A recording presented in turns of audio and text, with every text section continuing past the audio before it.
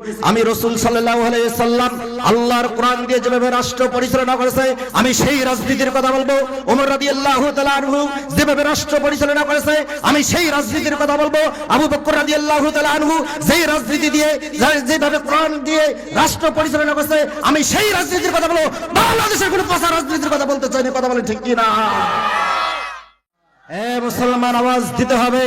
যেই মুহূর্তে আপনি আমি কোরআন শোনার জন্য এসেছি, আমার প্রিয় ভাইয়েরা, যেই জায়গার মধ্যে মুসলমান বসবাস করতেছে, মুসলমানদের উপর নির্যাতনের দৃষ্টি প্রলাপ চালাচ্ছে, এর কারণটা হচ্ছে গোটা পৃথিবীর মুসলমান যখন আমরা নীরবতা ভূমিকা পালন করতেছি, ইহুদি নাসরা খ্রিস্টান বৌদ্ধ যারা আছে মুসলমানদের উপর নির্যাতনের দৃষ্টি প্রলাপ চালাচ্ছে, কথা বলেন ঠিক কিনা?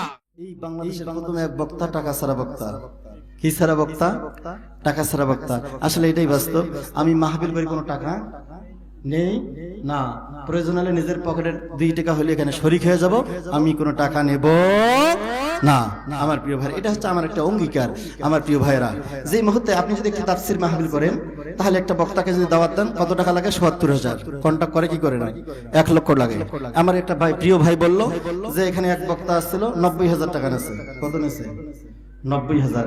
আপনি ফিলিস্তিনের দিকে তাকিয়ে দেখেন, যে শিশু বাচ্চাগুলো খিদার জ্বালায় মাটি খাচ্ছে, গাছের কাঁচা পাতাগুলো খাচ্ছে, কি পাথর পেটে বাঁধতেছে, আর বাংলাদেশের কি বক্তারা কি করতেছে? ৮০,০০০ টাকা ছাড়া কি করবে? মাহফিলে আসবে না। আমার তো মনে হয় ওই 8 বছরের একটি ফিলিস্তিনের শিশু বাচ্চার যে ঈমান আছে, বাংলাদেশের যে সমস্ত বক্তাগুলো কন্ট্রাক্ট ধরে বক্তা ৭০,০০০ টাকা ছাড়া মাহফিলে আসবে না, ৮০,০০০ টাকা ছাড়া মাহফিলে আসবে না, 1 লক্ষ টাকা ছাড়া মাহফিলে আসবে না। আমার তো মনে হয় ওই 8 বছরের শিশু বাচ্চার যে ঈমান আছে আর বাংলাদেশের যে সমস্ত কন্ট্রাক্ট ধরে বক্তা ওই শিশু বাচ্চার মতো ঈমান নেই, কথা বলেন ঠিক কিনা? এই জন্য আমি উদ্যোগ নিয়েছি 100 বক্তা 1 পরিবার। আমি কোরআনের মাহফিল যত জায়গায় করতেছি, 1 টাকা নেই না। আল্লাহ তাআলা সূরাতুল ইয়াসিন এই জায়গায় বলছে, ইত্তাবিউ মান লা ইয়াসালুকুম আজরান ওয়া হুম মুহতাদুন। যারা হুজুর আছে, আপনার সূরা ইয়াসিনে যা দেখবেন, আল্লাহ তাআলা বলছে তার কথাগুলো অনুসরণ করো, তার কথা অনুকরণ করো, যারা টাকার বিনিময় ছাড়া কোরআন প্রচার করে। আর আপনি আমি কি করতেছি? ৭০,০০০ লাগবে, ৮০,০০০ লাগবে। ওকে যদি বলা হয় একটা কোরআন থেকে আয়াত দেখো, কয় না এটা হাদিয়া নওয়াজ না দোয়া শুনুন। বুঝতে পেরেছি, আপনাকে দোয়া দিছি বিদায় আপনি যে কন্টাক্ট করবেন, এটা আসলে কি হক হবে? এই সমস্ত বক্তব্য দ্বারা মানুষ কখনোই হেদায়েত হতে পারে না। মানুষের এই দেখা যাচ্ছে, আজকে আমরা এখানে যতগুলো লোক আছে, একটা ভাইরাল বক্তা যদি 2 লাখ 2.5 লাখ টাকা দিয়ে নিয়ে আসা হয়তো, তাহলে আমার তো মনে হয় এরকম 10টা মাঠে জায়গা দিতে না, কথা বলেন ঠিক কিনা? কিন্তু যারা কন্টাক্ট করে আসে, এই সমস্ত মানুষের দ্বারা মানুষ আসবে, কিন্তু মানুষ কখনোই হেদায়েত পাবে না। আপনাদেরকে একটি নতুন ট্রফিক, নতুন একটি আলোচনা উপহার দিয়ে যাব, যে আলোচনাটা আমার মনে হয় ইতিপূর্বে আপনারা কোথাও শুনেন নাই। সেই আলোচনাটাই উপহার ইনশাআল্লাহ দিয়ে যাব। এই জন্য একটু জোরে সোরে সুবহানাল্লাহ আলহামদুলিল্লাহ বলি আমাকে একটু সহযোগিতা করবেন তো ইনশাআল্লাহ? করবেন তো ইনশাআল্লাহ? আমার প্রিয় ভাইরা, মুসলমানের আওয়াজ থাকবে সেই রকম সিংহের মতো।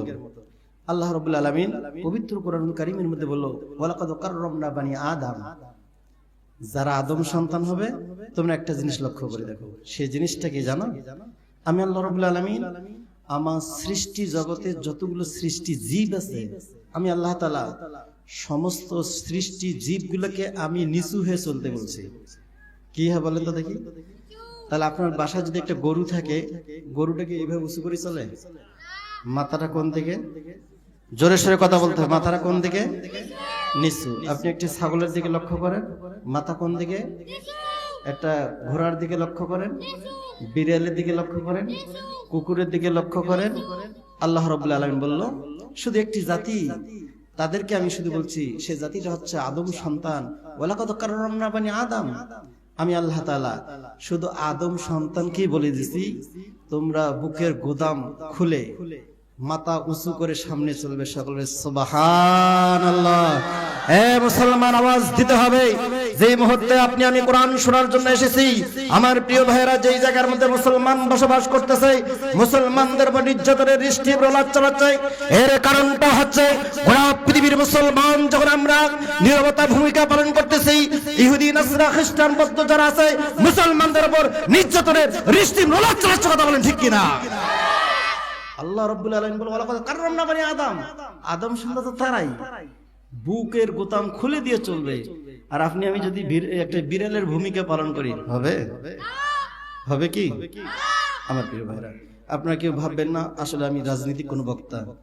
আমাকে কি দেখে মনে হয় যে এ রাজনৈতিক বক্তা? আসলে কোনো রাজনৈতিক কথা আমরা বলতে চাই না, আমরা আল্লাহর কোরআন থেকে কথা বলবো। কি থেকে কথা বলবো? শুনতে রাজি থাকবেন তো ইনশাআল্লাহ? আমার প্রিয় ভাইরা, তাহলে টক ঝাল মিষ্টি এর নাম টেস্টি। ইনশাআল্লাহ আজকের আলোচনা এটাই হবে, টক ঝাল মিষ্টি সব দিক দিয়ে একটু টাচ দিয়ে ইনশাআল্লাহ আমি চলে যাব। তাহলে এটা কোন কিতাব? না, এটা হলো আল্লাহর কিতাব। এটার নাম কি বলেন তো দেখি? কি এটার নাম? কোরআনের পক্ষে থাকতে রাজি আছেন তো ইনশাআল্লাহ? আমার প্রিয় ভাইরা, এই কোরআনের জন্য যদি আপনাকে আমাকে রক্ত দেওয়া লাগে দেব। কোরআনের রাজ কায়েম করতে যদি রাজপথে নামা লাগে, তাহলে এটা আপনার যদি ওয়াদা হয়ে থাকে, আমার যদি অঙ্গীকার হয়ে থাকে, আল্লাহর কোরআন দিয়ে বাংলাদেশের সংসদের আইন চলবে। এই জন্য যদি আপনাকে আমাকে যদি রক্ত দেওয়া লাগে, আমি হাফেজ মোহাম্মদ ইসমাইল হোসেন সিরাজি আমি নিয়াত করেছি, এই মাহফিলের ময়দানে যখন আমি নেমেছি, মায়ের মাথায় হাত রেখে বলছি, মা যতদিন কোরআনের ময়দানে থাকবো, আল্লাহর কোরআনের রাজ যদি কায়েম করতে গিয়ে আমি হাফেজ ইসমাইলকে যদি ফাঁসির মঞ্চ বরণ করা লাগে, আমি ফাঁসির মঞ্চে যাওয়ার জন্য প্রস্তুত। আমাকে যদি রাজপথে রক্ত দেওয়া লাগে, আমি হাফেজ ইসমাইল হোসেন আমি রাজপথে রক্ত দেওয়ার জন্য প্রস্তুত। কারা কারা প্রস্তুত আছে? দু হাত তুলে আমার আল্লাহ তাআলাকে দেখান।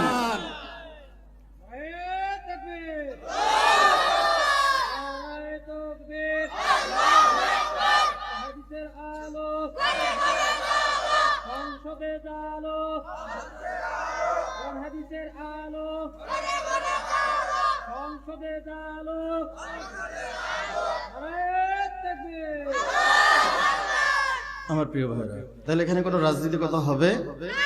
আবার ছেড়েও দেব না। কি দেব না? ছেড়েও দেব না। কিন্তু এটা 100% শিওর। রাসূল সাল্লাল্লাহু আলাইহি সাল্লাম রাষ্ট্র পরিচালনা করেছে কিনা? আবু বকর রাদিয়াল্লাহু তাআলা আনহু রাষ্ট্র পরিচালনা করে নাই? উমর রাদিয়াল্লাহু তাআলা আনহু গোটা পৃথিবীর অর্ধেক পৃথিবীর কি খলিফা, তার মানে রাজত্ব করে নাই, ইলেকশন করেন নাই, নির্বাচিত হন নাই।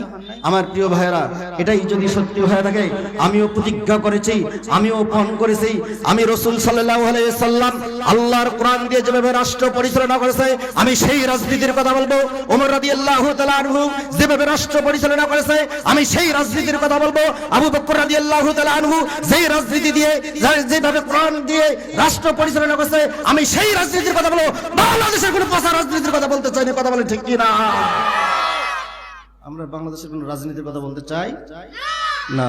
আমার প্রিয় ভাইরা, দুঃখজনক একটি কথা, একটু মাইন্ডে নেবেন না, খুব ব্যথা লাগতেছে তো এই জন্যই বললাম। এই আপনাদের এই যে শহরটার নাম কি? এটা কি শহর বলা হয়? রংপুর আমাদের কি শহর, তাই না?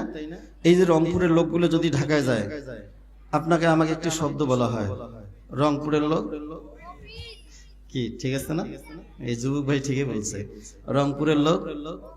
আরে বাবা, লজ্জা কিসের? যুবক বয়স থেকে আপনি বৃদ্ধ হয়ে গেলেন, আপনাকে আমাকে একটি শব্দই শুধু একটি ধিক্কারি দিছে। আপনি দক্ষিণবঙ্গে যান, আপনাকে আমাকে কি বলবে? রংপুরের লোক।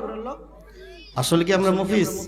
আমরা গোটা বিশ্বকে টাক লাগিয়ে দিয়েছি রংপুরের কৃতি সন্তান আবু সাইদ জালিম মুক্ত করার জন্য নিজের বুকের তাজা রক্তগুলো রাজপথে ঢেলে দিয়ে গোটা বিশ্বের মধ্যে একটি ইতিহাস তৈরি করে দিল। রংপুরের লোক কখনো মুফিস হতে পারে না। রংপুরের লোক আল্লাহর কোরআনের জন্য রাজপথে নামতে বাধ্য হয়। এরা গুলির সামনে কখনো পরাজয় স্বীকার করে না। কথা বলে ঠিক কিনা? তোমরা যারা আমাদেরকে মফিজ বলো, আমরা আসলে মফিজ নয়। আল্লাহর জমিনে, আল্লাহর দিনে, আল্লাহর কোরআন দিয়ে দিন প্রতিষ্ঠা হবে। প্রয়োজন যদি হয় আবু সাইদের মতো ভূমিকা পালন করে, আপনাকে আমাকে যদি গুলির সামনে দেওয়া লাগে, আমরা আল্লাহর কোরআনের জন্য বুক টান টান করে আবু সাইদের ভূমিকা পালন করার জন্য প্রস্তুত থাকবো। কথা বলে ঠিক কিনা? থাকবেন দু হাত তোলে আমার আল্লাহ তাআলাকে দেখা।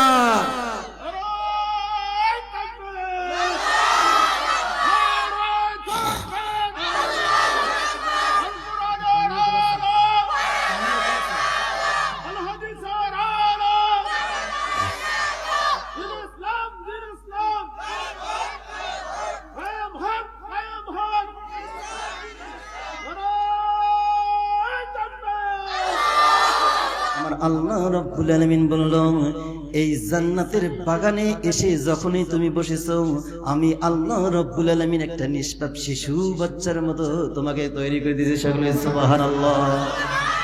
তার মানে আপনারা বললেন যে আপনার গুনাহগার।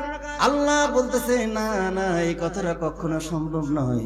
শুধু যারা বাইরে ঘোরাফেরা করতেছে, আর আপনারা যারা এখানে বসে আছেন এই মানুষগুলো আর আপনাদের মধ্যে আসমান এবং জমিন পার্থক্য রয়েছে। কথা বলেন ঠিক কিনা? আল্লাহ তাআলা বললেন, ও আমার গোলামেরা, আসলে তোমরা কোনো গুনাহগার না, এই জান্নাতের বাগানের ওসিলায় আমি আল্লাহ রাব্বুল আলামিন তোমার জীবনের সমস্ত অপরাধগুলোকে ক্ষমা করে দিয়ে দিলাম। সকলে সুবহানাল্লাহ। আমার প্রিয় ভাইরা, যাই হোক, আর ভূমিকায় কথা নেব না ইনশাআল্লাহ। তাহলে আজকের আলোচনার যে টপিক, আলোচনার যে মূল পয়েন্টটা হচ্ছে, সেটা হচ্ছে এটি প্রশ্ন আপনাদেরকে যে কথাগুলো বলবো আপনাদের কাছে শুনে নেব, আপনারা আরেকজনকে যেন বলতে পারেন। টপিক হচ্ছে প্রথম, সেটা হচ্ছে একজন বাপজন বলবে যে একদিনে ফরজ নামাজ কত রাকাত? একদিনে ফরজ নামাজ কত রাকাত? কত রাকাত? 17 রাকাত। এটা কি ঠিক? একদিনে কত রাকাত? কিন্তু আমি হাফেজ ইসমাইল বললাম একদিনে 15 রাকাত নামাজ ফরজ। কয় রাকাত বলেন? প্রথম প্রশ্ন, আমি কোরআন থেকে দলিল দেব, প্রমাণ দিয়ে চলে যাব। একদিনে 19 রাকাত নামাজ ফরজ। কয় রাকাত? 19 রাকাত। একদিনে 11 রাকাত নামাজ ফরজ। কয় রাকাত? আমরা কোরআন থেকে সমাধান চাই, চাই কি চাই না? সব সমস্যার সমাধান দিতে পারে কেবলমাত্র, শুধুমাত্র, একমাত্র আমার আল্লাহর কোরআন। কথা বলেন ঠিক কিনা আমার প্রিয় ভাইরা? যাই হোক, কথাটাই আমরা শুরুতে এসে মন আল্লাহ তাআলার শুকরিয়া আদায় করছি যে আল্লাহ তাআলা হাজার হাজার লক্ষ লক্ষ কোটি কোটি মানুষের মাঝ থেকে যেই মানুষগুলোকে জান্নাতে দেবে, যাদেরকে ভালো লেগেছে আল্লাহ রাব্বুল আলামিন তাদেরকেই শুধু এই জান্নাতের বাগানে এসে বসার তৌফিক দান করছে। এই জন্য আবার বলে আলহামদুলিল্লাহ। নবীর প্রতি একবার সংক্ষিপ্ত দরুদ পাঠ করছি, যিনি সর্বকালের সর্বযুগের শ্রেষ্ঠ মহামানব, যার দেখানো পথে মিলবে আমাদের জান্নাত। তিনি হচ্ছে আমাদের গুনাহগার উম্মতের কান্ডার, রহমতের ভান্ডার। তার প্রতি একবার আমরা সংক্ষিপ্ত দরুদ পাঠ করছি, কারণ এই জন্যই দরুদটা পাঠ করছি, পড়তেই হবে প্রতিটা মানুষকে। সেটা হচ্ছে আমরা পেয়েছি মহাবিশ্বের বিস্ময় পবিত্র আল কোরআন। কারণ আল্লাহ রাব্বুল আলামিন যতগুলো কিতাব এই পৃথিবীর জমিনে প্রেরণ করেছে, আল্লাহ তাআলা কোনো কিতাবটাকে শ্রেষ্ঠ কিতাব বলে নাই, শুধু একটি কিতাবকে শ্রেষ্ঠ বলছে, সেটার নামই হচ্ছে, সেটার নাম কি বলেন তো দেখি? আল কোরআন।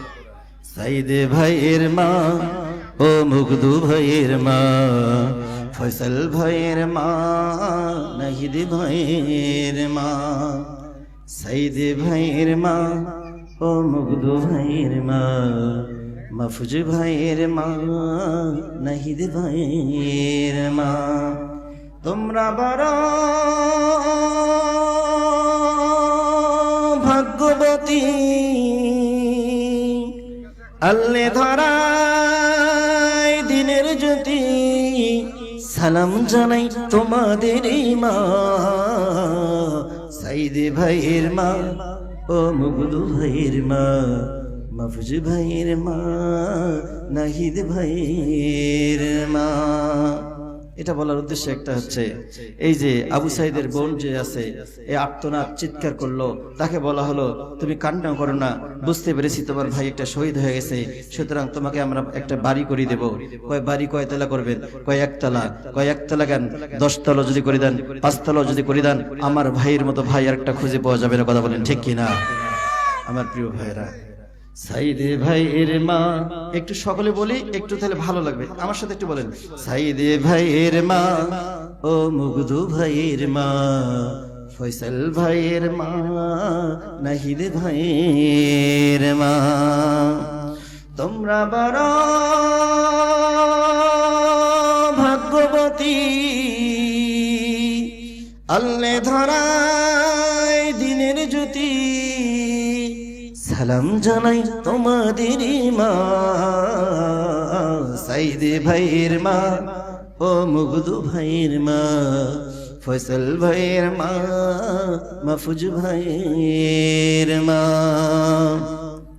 কেউ হারিয়ে ছেলে, কেউ হারিয়ে মেয়ে, কেউ হারিয়ে খেলার সাথী নিশ্চয়ই ধরায়।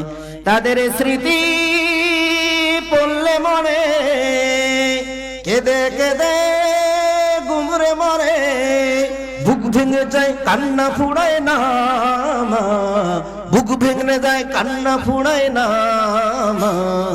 সাইদে ভাইয়ের মা ও মুগ্ধ ভাইয়ের মা, ফসল ভাইয়ের মা, মাহফুজ ভাইয়ের মা। কথা বলেন ঠিক কিনা? আমার ভাইয়েরা, আমার আল্লাহ রাব্বুল আলামিন এই মুহূর্তে আপনাদের জন্য একটি সুখবর, একটি মেসেজ দিয়ে দিল। সেই মেসেজটা হচ্ছে, ও আমার গোলামেরা, ও আমার বান্দারা, একটি শব্দ ভালো করে যেন। এই শব্দটা হচ্ছে, আজকে যারা কোরআন শোনার জন্য আসলো, কোরআন বোঝার জন্য আসলো, আপনাদের এত পরিমাণ যে আল্লাহ রাব্বুল আলামিন মর্যাদা দিয়েছে, আপনি আমি যদি বুঝতাম, আমার তো মনে হয় এই দুনিয়ার একজন এমপি, দুনিয়ার একজন মন্ত্রী, দুনিয়ার একজন রাজা, দুনিয়ার একজন বাদশাহ, তার সাথে লক্ষ কোটি গুণে আল্লাহ রাব্বুল আলামিন বলল, যারা কোরআনের আলোচনা শোনার জন্য আসে, কোরআনের আলোচনা বোঝার জন্য আসে, এই হাজার হাজার মন্ত্রীর চেয়ে শ্রেষ্ঠ মর্যাদা আমি আল্লাহ রাব্বুল আলামিন এই বান্দাদেরকে দিয়ে দিলাম। সকলে বলি সুবহানাল্লাহ। আল্লাহকে প্রশ্ন করবো, আল্লাহ বুঝতে পারলাম শ্রেষ্ঠ বান্দা তুমি বললে, আর কি কিছু বলবে না? আমার আল্লাহ রাব্বুল আলামিন পবিত্র কুরআনুল কারীমের মধ্যে জানাই দিল, ওয়াস্তাগফিরুনা লিল্লাযীনা আমানু রাব্বানা ওয়াসি'তা কুল্লা শাইইন রাহমাতাও ওয়া ইলমা। ও আমার গোলামেরা, তোমরা কি জানো আজকে যারা কোরআন শোনার জন্য আসলে, কোরআন বোঝানোর জন্য আসলে, আমার কাছে আসমানের যতগুলো ফেরেশতা আছে আমার কাছে ফরিয়াদ জানাচ্ছে, ও আল্লাহ তুমি তাকিয়ে দেখো, আজকে গভীর রাত্রি হচ্ছে, তোমার পাগল বান্দাগুলো কোরআন শোনার জন্য একটি জান্নাতের সামিয়ানে এসে বসেছে। ও আল্লাহ, এরা কিন্তু আপনাকে দেখে নাই, আপনার নবীকে দেখে নাই, জান্নাত দেখে নাই, জাহান্নাম দেখে নাই, না দেখার পরে মানুষগুলো চাতক পাখির ন্যায় তারা তাকিয়ে আছে। ও আল্লাহ, তুমি এদেরকে কি দিয়ে দেবে? ও আল্লাহ, আমরা দোয়া করতেছি, যে মানুষগুলো আজকে এই জান্নাতের বাগানে এসে বসলো, এই মানুষগুলোর গুনাহ মাফ না করে আল্লাহ তুমি যতক্ষণ পর্যন্ত এদের জীবনের সমস্ত গুনাহ মাফ করবে না, আমরা ফেরেশতারা প্রয়োজন হলে হরতাল করব, প্রয়োজন হলে মিটিং করব, প্রয়োজন হলে মিছিল করব। যেই সমস্ত বান্দাগুলো কোরআন শোনার জন্য আসলো, তাদের জীবনের সমস্ত গুনাহ যতক্ষণ তুমি আল্লাহ মাফ করে দেবে না, আমরা ফেরেশতারাও ততক্ষণ মুনাজাত করা ছেড়ে দেব না। সকলে বলি সুবহানাল্লাহ। আমার ভাইয়েরা, আল্লাহর নবী, বিশ্ব নবী জনাবে মুহাম্মদুর রাসূলুল্লাহ সাল্লাল্লাহু আলাইহি ওয়াসাল্লাম তিনি তার পবিত্র জবানে জানাই দিল, ওয়া ইন্নাল আলিমা ফালইস্তাগফিরু লাহু মান ফিস সামাওয়াতি ওয়া মান ফিল আরদ।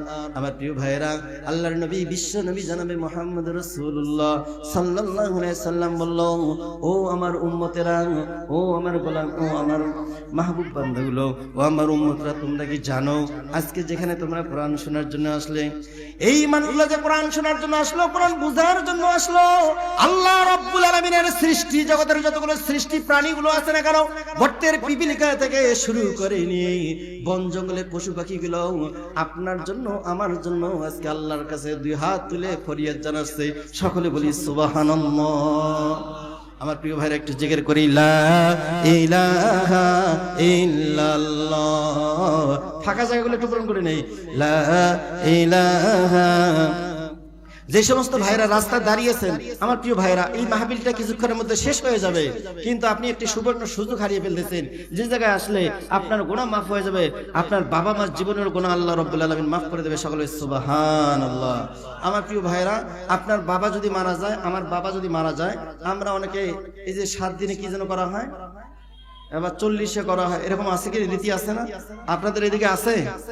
আল্লাহ রাব্বুল আলামিন বলল যে তুমি এই তোমার বাবা মারা গেলে তার গুনাহ মাফের জন্য যদি 1000, 2000, 100,000 লোককে যদি আসে খাওয়াও, এবং যদি 100টা গরু কুরবানি করে যদি খাওয়াও, এখানে কোনো ফায়দা নাই। কারণ তাহলে ফায়দাটা কোন জায়গায়? তোমার বাবা মা যখন বেঁচে থাকবে তখন তার কি করতে হবে? খেদমত করতে হবে। আর এমন যুবকও আছে যে বাবা মা বেঁচে আছে, কি অবস্থা আছে, কি খাইলো এটাও খবর নেয় না, কিন্তু যখন মারা যায় তখন কি গ্রামের লোক খারাপ বলবে, এই জন্য কি করে? গরু জবাই করি মানুষকে খাওয়া দাওয়ার আয়োজন করে। কথা বলেন ঠিক কিনা? আমার প্রিয় ভাইরা, কথা বলেন ঠিক কিনা? জিন্দা থাকতে এক মুঠো ভাত, জিন্দা থাকতে এক মুঠো ভাত দেওনি মা বাবার মুখে, মরলে পরে খাওয়াও পাড়ার লোক ডেকে। ও ভাই, মরলে পরে খাওয়াও পাড়ার লোক ডেকে। কথা বলেন ঠিক কিনা? জিন্দা থাকতে এক মুঠো ভাত, জিন্দা থাকতে এক মুঠো ভাত দেওনি মা বাবার মুখে, মরলে পরে খাওয়াও পাড়ার লোক ডেকে। ও ভাই মরলে পরে খাওয়াও পাড়ার লোক ডেকে। কথা বলেন ঠিক কিনা? আল্লাহ তাআলা বললাম এইরকম একটা লোক না, দুইটা লোক না, হাজার হাজার লোককে তুমি যদি 100টা গরু কোরবানি করে খাও, এখানে কোনো ফায়দা নাই, এখানে কোনো সওয়াব নাই। আর আজকে এই জান্নাতের বাগানে এসে যদি তুমি বসতে পারো, আমি আল্লাহ রাব্বুল আলামিন গ্যারান্টি দিয়ে দিলাম, আমি আল্লাহ তাআলা তোমার জীবনের গুনাহ মাফ করে দিলাম, তোমার বাবা মার জীবনের গুনাহ মাফ করে দিলাম। আর এই জান্নাতের বাগানের আশেপাশে যতগুলো কবর আছে, আমি আল্লাহ রাব্বুল আলামিন এই জান্নাতের বাগানের ওসিলায় আমি আল্লাহ তাআলা এই কবরবাসীগুলোর জন্য 40 দিনের জন্য আমি আল্লাহ তাআলা আযাব বন্ধ করে দিয়ে দিলাম। সকলে জোরে সরে বলেন না সুবহানাল্লাহ। এই জন্য যেই সমস্ত যুবক ভাইরা এখনো রাস্তা দাঁড়িয়ে আছেন, আমি আপনাদের অনুরোধ করতেছি আপনারা মাহফিলের দিকে চলে আসুন। আমার ভাইয়েরা, আচ্ছা বলেন তো দেখি আসমান কয়টা? বলেন তো দেখি আসমান কয়টা? আসমানের যদি আপনাকে আমাকে যদি কেউ জিজ্ঞাসা করে, ও হুজুর বলেন তো দেখি, আপনি বললেন আসমান 7টা, তা 7টা আসমানের নামটা কি? আমরা তখনই শেষ নামের মুসলমান। কথা বলেন ঠিক কিনা? যদি আজকে নামের মুসলমান না হইতো, আমার তো মনে হয় যে জায়গায় এই প্যান্ডেলটা তৈরি করা হয়েছে, এখানে যতগুলো বাড়ি আছে, কোনো মুসলমান আজকে বাসায় বসে থাকতে পারতো না। কথা বলেন ঠিক কিনা? কেমন মুসলমান তুমি একটু ভাবো না, কেমন তোমার ঈমান একটু ভাবো না। তুমি রমজান এলে রাখো না রোজা, দিনকে করো আঘাত, পয়সা করির নাই তো অভাব, দাও না তো যাকাত। কথা বলেন ঠিক কিনা? তুমি রমজান এলে রাখো না রোজা, দিনকে করো আঘাত, পয়সা করির নাই তো অভাব, দাও না তো যাকাত। কথা বলেন ঠিক কিনা? আমার প্রিয় ভাইয়েরা, আল্লাহ রাব্বুল আলামিন বলল, তুমি যদি মুসলমানের দাবি করো, তাহলে অবশ্যই অবশ্যই আজকে এই জান্নাতের বাগান আছে, এই জান্নাতের বাগান ছেড়ে কোনো মুসলমান আজকে বাসায় বসে থাকতে পারে না। আমার আল্লাহ রাব্বুল আলামিন বলল, আতা'মুরুনান নাস বিল বিররি ওয়া তানসাউনা আনফুসাকুম ওয়া তাতুলুনাল কিতাবা আফালা তাকিলুন। সকলে বলছি আল্লাহু আকবার। আল্লাহ তাআলা বলল, ও আমার ইমানদাররা, ও আমার মুসলমান, ও আমার গোলামেরা, তোমরা একটি শব্দ ভালো করে জানো, তোমরা যারা কোরআন শোনার জন্য আসলে আর যারা কোরআন শোনার জন্য আসলে না, এই মানুষগুলো কোশ্চিন কালে এক হতে পারে না। কথা বলেন ঠিক কিনা? আল্লাহ তাআলা বলল, আতা'মুরুনান নাস বিল বিররি ওয়া তানসাউনা আনফুসাকুম ওয়া আনতুম তাতলুনাল কিতাবা ফালা তাকিলুন। আমার আল্লাহ রাব্বুল আলামিন এই মুহূর্তে জানাই দিল, যে মানুষগুলো কোরআন শুনতে আসলো না, তাদেরকে যদি জিজ্ঞাসা করে, ভাই তুমি কি মুসলমান? সে এক বাক্যে বলে আমি মুসলমান। কয় কেমন করে মুসলমান? কয় আমি কিন্তু নামাজ না পড়তে পারি, কিন্তু আমার ঈমানটা ঠিক আছে। কথা বলেন ঠিক কিনা? আল্লাহ তাআলা বলল, আতা'মুরুনান নাস বিল বিররি ওয়া তানসাউনা আনফুসাকুম ওয়া আনতুম তাতলুনাল কিতাব। আল্লাহ রাব্বুল আলামিন বলল, এই মানুষগুলো শুধু কিতাবের কিছু অংশ মানে আর কিছু অংশ মানে না। আল্লাহকে প্রশ্ন করি, আল্লাহ আসলে কিতাবের কোন অংশটা মানে? আমার আল্লাহ রাব্বুল আলামিন বলল, এরা কিতাবের ওই অংশটা মানে যদি ঈদের দিন শুরু হয়ে যায়, সকাল সকাল তারা ঈদগাহে যায়। কথা বলেন ঠিক কিনা? শুধু কি ঈদগাহে যায় আমার প্রিয় ভাইয়েরা, শুক্রবার নামাজে যায়।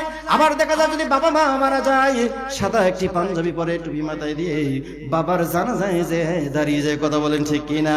এই সম্পর্কে আমার আল্লাহ রাব্বুল আলামিন বলল, আতা'মুরুনান নাস বিল বিররি ওয়া তানসাউনা আনফুসাকুম ওয়া আনতুম তাতলুনাল কিতাবা আফালা তাকিলুন। জোরে জোরে বলি না আল্লাহু আকবার। আল্লাহ রাব্বুল আলামিন বলল, আল্লাহকে আমরা যদি বলি, আল্লাহ আমরা যে কষ্ট করে মাটিতে বসে কোরআন শুনতেছি, আর যারা কোরআন শুনতেছে না এরাও তো মুসলমান দাবি করে। আমার আল্লাহ রাব্বুল আলামিন বলল, তোমার শান, তোমার মর্যাদা আসমান এবং জমিনের মধ্যে যদি ভরপুর করে দেয়, শেষ হবে না আমার প্রিয় ভাইয়েরা। আল্লাহ রাব্বুল আলামিন পবিত্র কোরআনুল কারীমের মধ্যে জানাই দিল, লা ইয়াস্তাওয়ি আসহাবুন নারি ওয়া আসহাবুল জান্নাহ। আমার আল্লাহ রাব্বুল আলামিন এই মুহূর্তে বলল, জান্নাত আর জাহান্নাম যখন কখনো এক হতে পারে না, তেমনি করে যারা কোরআন শোনার জন্য আসে আর কোরআন বোঝার জন্য আসে, এই মানুষগুলো কোশ্চিনকালে এক হতে পারে না। এই জন্য জোরে জোরে বলি না সুবহানাল্লাহ। আমার ভাইয়েরা, আল্লাহ তাআলাকে বলবো, আল্লাহ কোরআন শুনে লাভটা কি হবে, কোরআনের আয়োজন করে লাভটা কি হবে? আমার আল্লাহ রাব্বুল আলামিন বলল, যারা কোরআন শোনার জন্য আসলো এই মানুষগুলোকে আমি একটা মেসেজ দিচ্ছি। আল্লাহ তাআলা মেসেজটা পবিত্র কোরআনুল কারীমের মধ্যে জানাই দিল, যালিকা বিআন্নাল্লাহা মাওলাল্লাযীনা আমানু ওয়া আন্নাল কাফিরিনা লা মাওলা লাহুম। জোরে জোরে বলেন না আল্লাহু আকবার। আল্লাহ তাআলা বলল, ও আমার গোলামেরা, তোমরা যারা কোরআন শোনার জন্য আসলে, আমি আল্লাহ রাব্বুল আলামিন এই মুহূর্তে ঘোষণা করে দিয়ে দিলাম, আমি আল্লাহ রাব্বুল আলামিন এই বান্দাগুলোর নিজেই গার্জিয়ান হয়ে গেলাম। সকলে বলি সুবহানাল্লাহ। আমার ভাইরা, আল্লাহ তাআলা ওয়াদা করলো আমি তোমাদের গার্জিয়ান হলাম। আচ্ছা বলেন, আল্লাহ যদি আপনার আমার গার্জিয়ান হয়, আমাদের টেনশন আছে? পুলিশের ভয় আছে, র্যাবের ভয় আছে, প্রশাসনের ভয় আছে? আছে কি? পিছনের লোকগুলো কথা বলে না, মনে হয় আছে। আমার প্রিয় ভাইরা, কোনো ভয় আছে? কোনো ভয়? নো টেনশন, ডু ফুর্তি। আমার প্রিয় ভাইরা, এটাই যদি হয়ে থাকে, আমার আল্লাহ যদি বললো, যালিকা বিআন্নাল্লাহা মাওলাল্লাযীনা আমানু, ও হে ঈমানদারগণ, আমি আল্লাহ রাব্বুল আলামিন এই মুহূর্তে যে মেসেজটা দিলাম, আমি তোমাদের গার্জিয়ান হয়ে গেলাম। সুতরাং আল্লাহ রাব্বুল আলামিন যদি আমার আপনার গার্জিয়ান হয়ে যায়, আল্লাহর জমিনে আল্লাহর কোরআনকে, আল্লাহর কোরআনের আইন বাস্তবায়ন করতে গিয়ে যদি আপনাকে আমাকে মেশিন গানের সামনে দাঁড় হওয়া লাগে, আমরা যদি মেশিন গানের সামনে দাঁড় হয়ে যাই, আমার প্রিয় ভাইরা, আল্লাহ যদি বললো আমি তোমাদের গার্জিয়ান, আল্লাহ যদি গার্জিয়ান হয়, দুনিয়ার কোনো মেশিন গান, দুনিয়ার কোনো পিস্তল, দুনিয়ার কোনো রাইফেল আপনাকে আমাকে কোনো হত্যা করতে পারবে না। কথা বলেন ঠিক কি না? কারণ আমার নেটওয়ার্ক আছে আমার আল্লাহর সাথে। আমার নেটওয়ার্ক কার সাথে বলেন তো দেখি? আমার আল্লাহর সাথে। কথা বলেন ঠিক কি না? আমার ভাইয়েরা, আশরাফ আলী থানভী রহমাতুল্লাহ আলাইহি, তার কাছে একটি যুবক এসে বলল, ও হুজুর, আপনি তো বিজ্ঞ লোক, আপনি একটি সমাধান দিয়ে দেন। যে সমাধানটা হচ্ছে, আমি 4টি বিবাহ করেছি। বলেন তো কয়টি বিবাহ? 4টি বিবাহ করেছি, কিন্তু আমি স্ত্রী পুষতে আর পারছি না, কারণ যে জিনিসপাতির দাম। এই জন্য আমি 4টা বউ থেকে একটা সিদ্ধান্ত গ্রহণ করলাম, 3টা বউকে মাইনাস করব, আর একটা বউ আমি সাথে রাখবো। হুজুর একটু পরামর্শ দেন, আমি কিভাবে কি করব? আশরাফ আলী থানভী রাহমাতুল্লাহ আলাইহি বলল, ও যুবক, তুমি বাসায় চলে যাও, আমি তোমার বাসায় কালকে যাব। যার পর তোমার বউগুলোকে আমি ডাকবো, ডেকে একটি প্রশ্ন করব, প্রশ্ন যারা উত্তর দিতে পারবে সে তোমার বউ থাকবে, আর যে প্রশ্নের উত্তর দিতে পারবে না সে তোমার বউ থাকবে না। আমার প্রিয় ভাইয়েরা, যেই কথা সেই কাজ। আশরাফ আলী থানভী রাহমাতুল্লাহ আলাইহি তিনি বাসায় চলে গেল। চলে যাওয়ার পর এবারে বড় বৌমাকে ডাকতে হলো, বৌমা তুমি এদিকে আসো। আচ্ছা তুমি বলো তো দেখি, একদিনে ফরজ নামাজ কত রাকাত? কয় রাকাত? এই আল্লাহর বান্দি সে বলল, হুজুর আমি তো প্রতিনিয়ত এই নামাজ পড়ি, সুতরাং একদিনে ফরজ নামাজ হচ্ছে 17 রাকাত। কয় কিভাবে 17 রাকাত হয়? কয় ফজরের 2 রাকাত ফরজ, জোহরের 4 রাকাত ফরজ, আসরের 4 রাকাত ফরজ, মাগরিবের 3 রাকাত ফরজ, ইশার 4 রাকাত ফরজ। এই সর্বমোট হলো একদিনে 17 রাকাত নামাজ ফরজ। কথা বলেন ঠিক কি না? আশরাফ আলী থানভী রাহমাতুল্লাহ আলাইহি বলল, ও বৌমা, তোমার উত্তরটা সঠিক হয়ে গেছে, কারণ আসলে একদিনে 17 রাকাত নামাজ ফরজ, তার মানে তুমি তার বউ হিসেবে থাকবে। এবার দ্বিতীয় বৌমাকে ডাক দেওয়া হলো, ও বৌমা তুমি এদিকে আসো তো দেখি, তুমি বলো তো দেখি একদিনে ফরজ নামাজ কত রাকাত?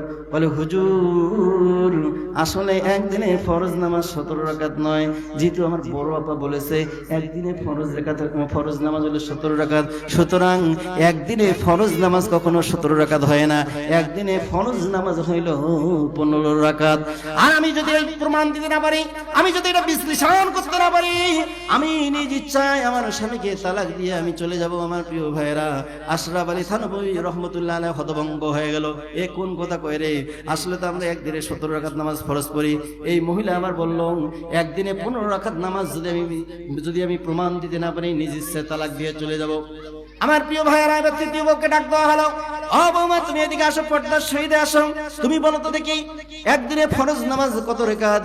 এবার তৃতীয় বৌমা আসে বলল যে বড় আপা যেহেতু বলেছে একদিনে 17 রাকাত, মেজো আপা বললো একদিনে 15 রাকাত, সুতরাং আমি ওইটা বলবো না।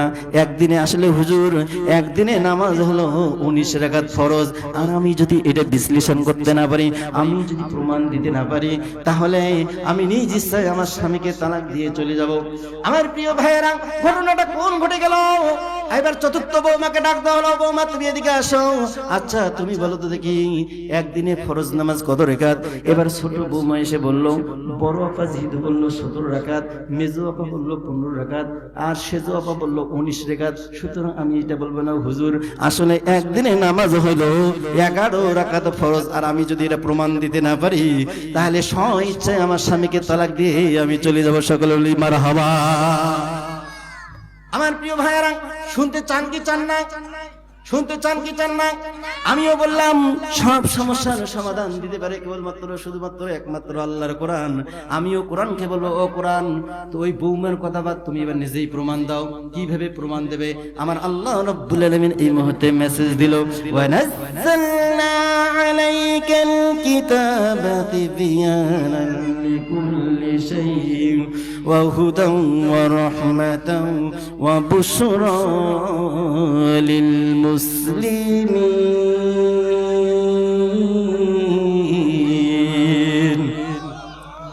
আল্লাহ তাআলা বলল, এই এমন একটি কিতাব, মহাবিশ্বের বিস্ময়।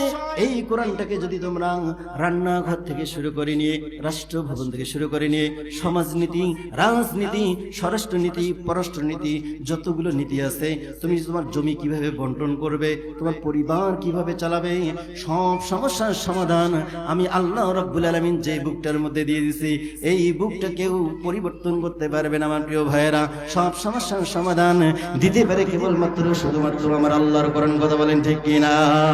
সমাধান, ও সমাধান চাও যদি জীবনে মরণে, ফিরে যাও খুঁজে নাও, চোখ রাখো কোরআনে। সমাধান, ও সমাধান চাও যদি, এটা কি পানি? সমাধান চাও যদি জীবনে মরণে, ফিরে যাও খুঁজে নাও, চোখ রাখো কোরআনে। সমাধান, সমাধান চান কি চান না? আমার প্রিয় ভাইয়েরা, তাহলে আপনারা শুরুতেই বলেছিলাম আসমান হলো 7টা। বলুন তো দেখি কয়টা? আসমান হলো 7টা। এবার আল্লাহকে বলি, আল্লাহ, আসমান যদি 7টা হয়ে যায়, আমাদের এই ভাইগুলো আসলে জানে না প্রথম আসমানের নামটা কি। আমার আল্লাহ রাব্বুল আলামিন এই মুহূর্তে জানাই দিল, প্রথম আসমানের নামটা আমি দিলাম রকিয়া। কি নাম বলেন তো দেখি? রকিয়া। আপনি আমি যদি কোন আসমানের নিচে বসবাস করছি, এটা জানার দরকার আছে কিনা ভাই আমার? বলেন তো দেখি, জানার দরকার আছে কিনা? 7টা যদি আসমান হয়ে থাকে, তাহলে আপনাকে যদি কেউ প্রশ্ন করে, ও হুজুর, ও ভাই, আপনি কোন আসমানের নিচে বসবাস করেন, আপনি তো একবারে থ হয়ে যাবেন, আমি তো জানি না। হুজুররাই শুধু জানে। আমার প্রিয় ভাইয়েরা, আমার আল্লাহ বলল, ও আমার গোলামেরা, আজকে হাফেজ মাওলানা মোহাম্মদ ইসমাইল হোসেন সিরাজি আসমানগুলোর নাম বলে দিবে তোমাদেরকে, কোনো টেনশনের কোনো কারণ নাই। আমার প্রিয় ভাইয়েরা, প্রথম আসমানের নামটা হচ্ছে রকিয়া। আল্লাহ রাব্বুল আলামিন বলল, এই আসমানটাকে আমি আল্লাহ রাব্বুল আলামিন দুধের চেয়ে সাদা পদার্থ দিয়ে তৈরি করছি। সকলে বলি সুবহানাল্লাহ। তার মানে আপনি আমি যদি আজকে আকাশের দিকে তাকাই, আকাশের রংটা কিরকম? দুধের চেয়ে সাদা। আমার আল্লাহ বলল, আমি আল্লাহ রাব্বুল আলামিন দুধের চেয়ে সাদা পদার্থ দিয়ে আমি আল্লাহ রাব্বুল আলামিন প্রথম আসমানটা তৈরি করছি। জোরে জোরে বলেন সুবহানাল্লাহ। তার মানে আপনি আমি আজকে বুঝতে পারলাম আপনি আমি কোন আসমানের নিচে বসবাস করতেছি। তার মানে আমরা প্রথম আসমানে রয়েছি। কোন আসমানে বলেন তো দেখি? প্রথম আসমানে রয়েছি। আমার প্রিয় ভাইরা, তাহলে প্রথম আসমানের নামটা হলো রকিয়া। বলেন তো কি? রকিয়া। আমার আল্লাহ রাব্বুল আলামিন জানাই দিল, আমি আল্লাহ তাআলা দ্বিতীয় আসমানটার নাম দিলাম। ও আমার গোলামেরা, ও আমার বান্দারা, দ্বিতীয় আসমানটার নাম আমি আল্লাহ রাব্বুল আলামিন দিয়ে দিলাম। সেটার নাম হচ্ছে ফাইদুন। এই ফাইদুন আল্লাহ তাআলাকে বলবো, আল্লাহ, এই মানুষরা, এই বুড়িহাটের ভাইয়েরা, এরা জানতে চাচ্ছে তুমি দ্বিতীয় আসমানটা কি দিয়ে তৈরি করছো। আমার আল্লাহ রাব্বুল আলামিন এই মুহূর্তে জানাই দিল, আমি আল্লাহ তাআলা দ্বিতীয় আসমানটা তৈরি করছি লোহা দিয়ে। সকলে বলি সুবহানাল্লাহ। কি দিয়ে তৈরি করছে? লোহা দিয়ে। আমার প্রিয় ভাইরা, আমি কিন্তু বলছি আসলে যে ওয়াজটা করব এটা আপনারা কোথাও শোনেন নাই, নতুন একটি ওয়াজ আপনাদের উপহার দিয়ে চলে যাব। তাহলে দ্বিতীয় আসমানটা কি দিয়ে তৈরি করলো? লোহা দিয়ে তৈরি করলো। আমার আল্লাহ রাব্বুল আলামিন বলল, ও আমার গোলামেরা, ভয় পেও না, আতঙ্ক হয়ে যেও না, টেনশন করিও না, চিন্তা করিও না। আমি আল্লাহ রাব্বুল আলামিন তৃতীয় আসমানটার নাম দিয়ে দিলাম সুন্দর একটি নাম। আমার আল্লাহ রাব্বুল আলামিন বলল, দ্বিতীয় আসমানটার নাম আমি আল্লাহ তাআলা জানাই দিলাম মালাকুত। আর আমি আল্লাহ রাব্বুল আলামিন এই আসমানটাকে আমি আল্লাহ তাআলা লোহা দিয়ে তৈরি করি নাই, আমি আল্লাহ রাব্বুল আলামিন এই আসমানটাকে তৈরি করছি তামা দিয়ে। সকলে বলি সুবহানাল্লাহ। আমার প্রিয় ভাইরা, প্রথম আসমানটা আমার আল্লাহ রাব্বুল আলামিন দুধের চেয়ে সাদা পদার্থ দিয়ে তৈরি করলো। দ্বিতীয় আসমানটা আমার আল্লাহ রাব্বুল আলামিন তৈরি করলো তামা দিয়ে, না লোহা দিয়ে। তৃতীয় আসমানটা আল্লাহ তাআলা তৈরি করলো কি দিয়ে বলেন তো দেখি? তামা দিয়ে। আমার আল্লাহ রাব্বুল আলামিন বলল, টেনশন করিও না, কোনো টেনশনের কারণ নাই। আমি আল্লাহ রাব্বুল আলামিন চতুর্থ আসমানটার নাম দিলাম জহিরা। আর আমি আল্লাহ রাব্বুল আলামিন এই চতুর্থ আসমানটা আমি তৈরি করছি, সেটা হলো সোনা দিয়ে। সকল ভাই সুবহানাল্লাহ।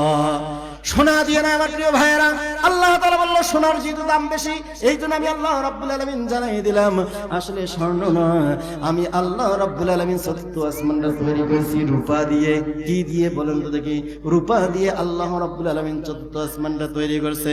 এবার প্রিয় ভাইরা, আমার আল্লাহ রাব্বুল আলামিন এই মুহূর্তে জানাই দিল, যে জিনিসটা জানাই দিল, আমি আল্লাহ তাআলা পঞ্চম আসমানটা যে তৈরি করছি এর নামটা দিলাম মুজাইনা। বলেন তো কি? মুজাইনা।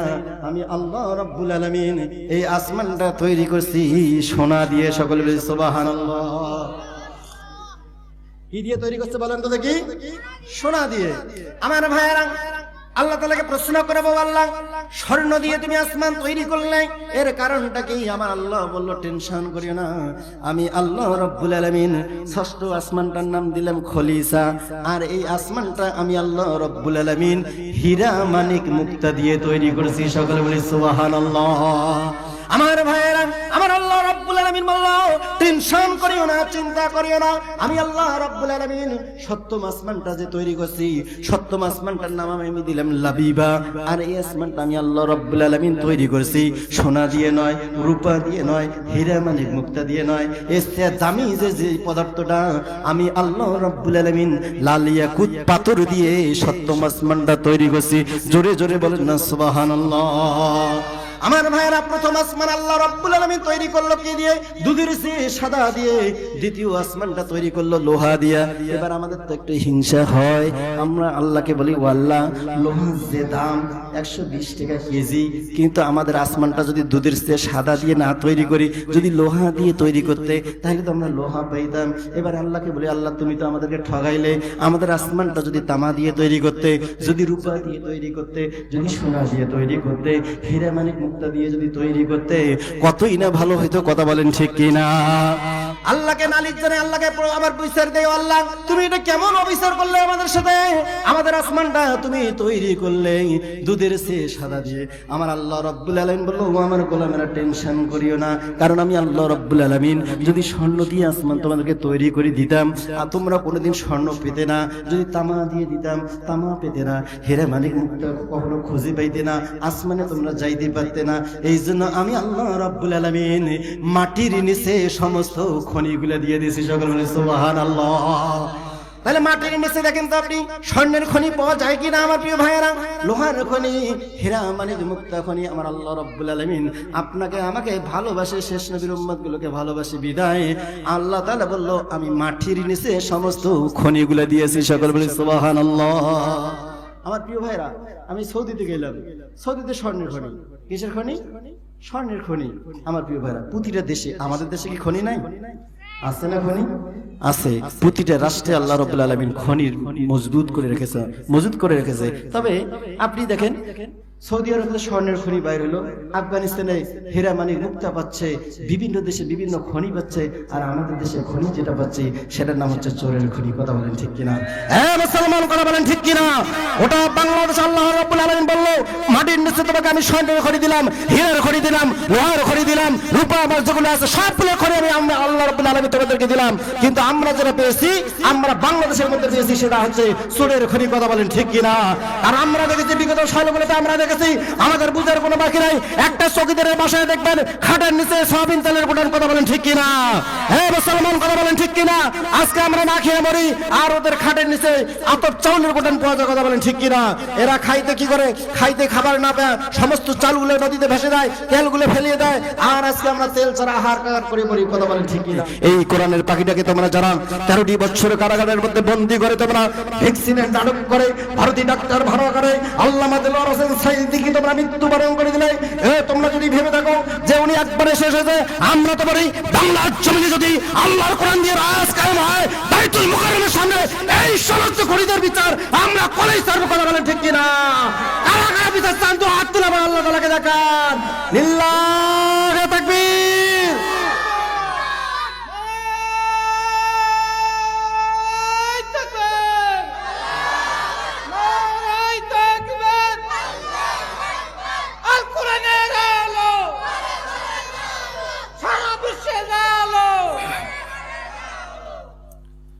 আমরা এই জন্য একটি সুযোগ দিচ্ছি, তোমাদের পালাবার সময় এসেছে, এই জন্য সময় থাকতে পালিয়ে যাও। তোমরা যদি রাস্তাঘাট না পাও, বিছানাও যদি না পাও, কলা পাতা শুয়ে থাকো, এটা আমাদের দেখার বিষয় আছে। পালা রে পালা, জলদি পালা, নহিলে তোদের কপালে ঝুলবে তালা, কথা বলেন ঠিক কিনা? পালা রে পালা, জলদি পালা, নইলে তোদের কাছে ঝুলবে তালা। হক হচ্ছে বাতিল তো কাঁপছে, হক হচ্ছে কালা মাবুল বাজছে। কালা মানিক না, যেটা কলা পাতা শুয়ে থাকলো, ওর নামটা কি? কি নাম? কি নাম? কালা মানিক। ওটা ফির কিসে শুয়ে আছে বলেন তো দেখি? কলা পাতা শুয়ে আছে।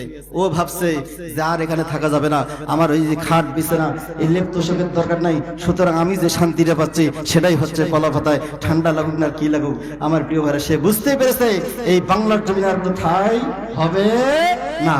পালা রে পালা, জলদি পালা, নইলে তোদের গলা ঝুলিবে তালা। পালা রে পালা। আরে ভাই, এই যে আপনার এই যে ভাই একটু শোনেন, মন খারাপ করেন না। সেটা হচ্ছে আপনার ইউটিউবে সার্চ দেবেন, হাফেজ মাওলানা মোহাম্মদ ইসমাইল হোসেন সিরাজি, এই বাংলাদেশের প্রথম এক বক্তা, টাকা ছাড়া বক্তা। কি ছাড়া বক্তা? টাকা ছাড়া বক্তা। আসলে এটাই বাস্তব। আমি মাহফিল করে কোনো টাকা নেই না, প্রয়োজন হলে নিজের পকেটের 2 টাকা হলে এখানে শরিক হয়ে যাব, আমি কোনো টাকা নেব না। আমার প্রিয় ভাই, এটা হচ্ছে আমার একটা অঙ্গীকার। আমার প্রিয় ভাইরা, যে মুহূর্তে আপনি যদি একটি তাফসীর মাহফিল করেন, তাহলে একটা বক্তাকে যদি দাওয়াত দেন, কত টাকা লাগে? ৭০,০০০। কন্টাক্ট করে কি করে না? 1 লক্ষ লাগে। আমার একটা ভাই, প্রিয় ভাই বলল যে এখানে এক বক্তা আসছিল, ৯০,০০০ টাকা নেছে। কত নেছে? ৯০,০০০। আপনি ফিলিস্তিনের দিকে তাকিয়ে দেখেন, যে শিশু বাচ্চাগুলো খিদার জ্বালায় মাটি খাচ্ছে, গাছের কাঁচা পাতাগুলো খাচ্ছে, কি পাথর পেটে বাঁধতেছে, আর বাংলাদেশের কি বক্তারা কি করতেছে? ৮০,০০০ টাকা ছাড়া কি করবে? মাহফিলে আসবে না। আমার তো মনে হয় ওই 8 বছরের একটি ফিলিস্তিনের শিশু বাচ্চার যে ঈমান আছে, বাংলাদেশের যে সমস্ত বক্তাগুলো কন্ট্রাক্ট ধরে বক্তা, ৭০,০০০ টাকা ছাড়া মাহফিলে আসবে না, ৮০,০০০ টাকা ছাড়া মাহফিলে আসবে না, 1 লক্ষ টাকা ছাড়া মাহফিলে আসবে না। আমার তো মনে হয় ওই 8 বছরের শিশু বাচ্চার যে ঈমান আছে, আর বাংলাদেশের যে সমস্ত কন্ট্রাক্ট ধরে বক্তা, ওই শিশু বাচ্চার মতো ঈমান নেই, কথা বলেন ঠিক কিনা? এই জন্য আমি উদ্যোগ নিয়েছি, 100 বক্তা 1 পরিবার। আমি কোরআনের মাহফিল যত জায়গায় করতেছি, 1 টাকা নেই না। আল্লাহ তাআলা সূরাতুল ইয়াসিন এই জায়গা বলছে, ইত্তাবিউ মান লা ইয়াসালুকুম আজরান আও মুহতাদুন। যারা হুজুর আছে, আপনার সূরা ইয়াসিনে যা দেখবেন, আল্লাহ তাআলা বলছে তার কথাগুলো অনুসরণ করো, তার কথা অনুকরণ করো, যারা টাকার বিনিময় ছাড়া কোরআন প্রচার করে। আর আপনি আমি কি করতেছি? ৭০,০০০ লাগবে, ৮০,০০০ লাগবে। ওকে যদি বলা হয় একটা কোরআন থেকে আয়াত দেখো, কয় না এটা হাদিয়া নেওয়া আছে না, দোয়া আছে না। বুঝতে পেরেছি, আপনাকে দোয়া দিছি বিদে আপনি যে কন্টাক্ট করবেন, এটা আসলে কি হক হবে? এই সমস্ত বক্তব্য দ্বারা মানুষ কখনোই হেদায়েত হতে পারে না। মানুষের এই দেখা যাচ্ছে, আজকে আমরা এখানে যতগুলো লোক আছে, একটা ভাইরাল বক্তা যদি 2 লাখ 2.5 লাখ টাকা দিয়ে নিয়ে আসা হয়তো, তাহলে আমার তো মনে হয় এরকম 10টা মাঠে জায়গা দিতে না, কথা বলেন ঠিক কিনা? কিন্তু যারা কন্টাক্ট করে আসে, এই সমস্ত মানুষের দ্বারা মানুষ আসবে, কিন্তু মানুষ কখনোই হেদায়েত পাবে না। আমার প্রিয় ভাইরা, তাহলে প্রশ্ন কয়টা হলো বলেন তো দেখি? প্রশ্ন কিন্তু 4টা আমার প্রিয় ভাইরা। প্রথম নাম্বার প্রশ্ন, বৌমা যেন কি বলেছে যে একদিনে কয় রাকাত নামাজ ফরজ? একদিনে 17 রাকাত নামাজ ফরজ। বলেন তো দেখি কয় রাকাত আমার প্রিয় ভাইরা? এবারে আল্লাহর বান্দি সে বলে দিল ফজরের 2 রাকাত সুন্নাত ফরজ, এবার জোহরের 4 রাকাত ফরজ, এবার আসরের 4 রাকাত ফরজ, মাগরিবের 3 রাকাত ফরজ। আবার বলে তো দেখি এশার কয় রাকাত ফরজ? বলেন বলেন বলেন। এবারে আশরাফ আলী থানভী রাহমাতুল্লাহ আলাইহি বলল, বৌমা তুমি সঠিক অ্যানসার দিয়েছো, কিন্তু আমি তো এবার টেনশনে আছি। দ্বিতীয় বৌমা তো বলেছে যে একদিনে 15 রাকাত নামাজ ফরজ। এবার বৌমাকে ডাক দেওয়া হলো, ও বৌমা তুমি প্রমাণ করে দাও একদিনে কিরকম করে 15 রাকাত নামাজ ফরজ হয়ে যায়। বলে, হুজুর আপনি কি কোনোদিন জুমার নামাজ পড়েন নাই? কিসের নামাজ? আজকে কি বার গেল? শুক্রবার। আজকে আপনার নামাজ পড়ছেন কিনা? পড়ছেন কিনা? পড়ছেন। হুজুর আমি যে বললাম যে একদিনে 15 রাকাত নামাজ ফরজ, সেটা হচ্ছে আজকে জুমার দিনে আপনি কয় রাকাত নামাজ পড়েছেন? আমার প্রিয় ভাইয়েরা, হুজুর তো হতভম্ব হয়ে গেল। কি রে, কথা তো ঠিক হয়ে গেল, কারণ ফজরে 2 রাকাত ফরজ নামাজ পড়েছি, এবার জুমার দিনে কিন্তু 4 রাকাত কোনো ফরজ নামাজ আছে? আছে আছে। এবার বৌমার প্রশ্ন কিন্তু সঠিক হয়ে গেল। বৌমা বলল, হুজুর আসলে একদিনে কিন্তু 15 রাকাত নামাজ ফরজ, সেটা হচ্ছে জুমার দিন। আপনি জুমার দিনে কখনো কিন্তু 4 রাকাত জোহরের নামাজ পড়েন না, কারণ জুমার 2 রাকাত আল্লাহ রাব্বুল আলামিন নামাজ ফরজ করে দিয়েছে কিনা বলেন তো দেখি। তার মানে ফজরে 2 রাকাত, জুমার 2 রাকাত, 2 দিয়ে কত হয়? 2 দিয়ে 4 হয়ে যায়। এবারে আপনি গণেন দেখি, আসরের 4 রাকাত, 4 4 8 হয়ে যায়, মাগরিবের 3 রাকাত, এবারে এশার যে দেখেন কয় রাকাত? এই যে হুজুর আসলে আমি যে বলেছিলাম একদিনে 15 রাকাত নামাজ ফরজ, আসলে একদিনে 15 রাকাত নামাজ সঠিক হয়েছে কিনা কথা বলেন ঠিক কিনা? সঠিক হয় নাই? তাহলে জুমার দিনে নামাজ কত রাকাত ফরজ? এই যে আমি মনে আপনাদের বোঝাইতে পারতেছি না, কয় দিনে কয় রাকাত ফরজ হলো? আজকে হলো। তাহলে ওই যে বৌমার অ্যান্সার সঠিক হয়েছে কিনা? সঠিক হয় নাই। হুজুর বিপদে পড়ে গেল। এবার পরিচয় বলো, বৌমা বুঝতে পেরেছি তুমিও তার বৌমা হিসেবে থাকবে, কারণ তুমিও সঠিক অ্যান্সার দিয়েছো, কিন্তু তৃতীয় বৌমা কিভাবে প্রমাণ দেবে একদিনে 19 রাকাত নামাজ ফরজ হয়? বলুন তো কয় রাকাত? শুনতে চান কি চান না আমার প্রিয় ভাইরা? তাহলে একটু ওই যে ফাঁকা জায়গাটা পূরণ করেন, তাহলে আপনাদের একটু মজা লাগবে। আমার প্রিয় ভাইরা, একদিনে কিভাবে 19 রাকাত নামাজ ফরজ হয় আমি হাফেজ মাওলানা মোহাম্মদ ইসমাইল হোসেন সিরাজি আমি আপনাদেরকে প্রমাণ দেব। এটা যেমন আপনারাই উত্তর দিলেন, জুমার দিনে কিন্তু 15 রাকাত নামাজ ফরজ, এবারে জুমার দিন নাই, আপনি কিভাবে এবার 19 রাকাত মিল করবেন? জানার দরকার আছে কিনা আমার প্রিয় ভাইরা? জানার দরকার আছে না? একটু তাকবীর দিয়ে দিলে, লিল্লাহ তাকবীর, নারায়ে তাকবীর। একটু জোরে দান, যেগুলো ভাই ঘুমে গেছে একটু জাগিয়ে যাক। আমার প্রিয় ভাইরা, এই আলোচনা হয়তো আপনার অন্য কোথাও শুনতে পাবেন না, এই জন্য একটু জাগিয়ে দিচ্ছি। আমার ভাইয়েরা, আশরাফ আলী থানভী রাহমাতুল্লাহ আলাইহি তিনি বললাম, এবারে দ্বিতীয় বৌমাকে আমি জিজ্ঞাসা করব, ও বৌমা তুমি বলো তো দেখি একদিনে কিভাবে তুমি 19 রাকাত নামাজ ফরজ করে দেবে?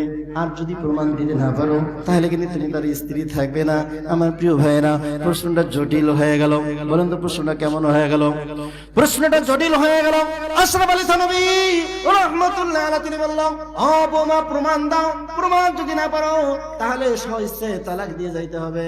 এবার বৌমা এসে বলল, হুজুর টেনশন করেন না, কারণ সব সমস্যার সমাধান আপনারা তো বলে থাকেন যে সব সমস্যার সমাধান দিতে পারে কেবলমাত্র শুধুমাত্র একমাত্র আমার আল্লাহর কোরআন। কথা বলেন ঠিক কিনা?